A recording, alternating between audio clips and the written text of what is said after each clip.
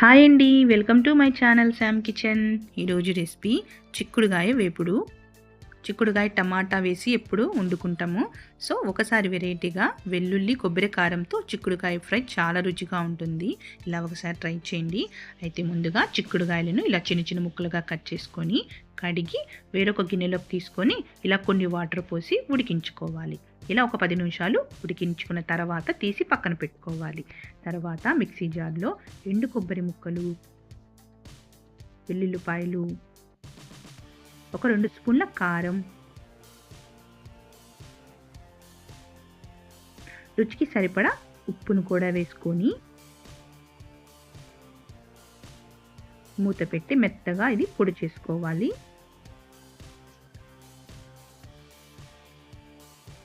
ఇలా కారపొడిని తయారు చేసుకొని పక్కన పెట్టుకోవాలి. ఇప్పుడు స్టవ్ వెలిగించుకొని ప్యాన్ పెట్టుకొని ఆయిల్ వేసి, కొంచెం ఆయిల్ ఎక్కువగానే పడుతుందండి, ఎందుకంటే కొబ్బరి కారం కాబట్టి ఆయిల్ అంతా కూడా పీల్చేసుకుంటుంది కొబ్బరి.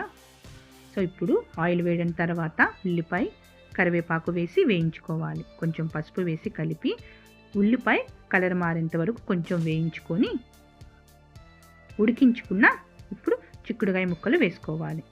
ఇప్పుడు వీటిలో కొంచెం వాటర్ ఉంటాయి కాబట్టి ఆ వాటర్ అంతా పోయేంత వరకు ఈ నూనెలో చిక్కుడుగాయ ముక్కలను మగ్గించుకోవాలి. ఒక 5 నిమిషాలు ఇలా మగ్గిన తర్వాత ప్రిపేర్ చేసుకున్న కారపొడిని వేసి కలిపి స్టవ్ను సిమ్లో ఉంచుకొని మరొక 10 నిమిషాలు వేగనివ్వాలి. ఇలా ఒకసారి ట్రై చేయండి, తప్పకుండా నచ్చుతుంది. నచ్చితే ప్లీజ్ సబ్స్క్రైబ్ చేయండి, లైక్ చేయండి. Thank you.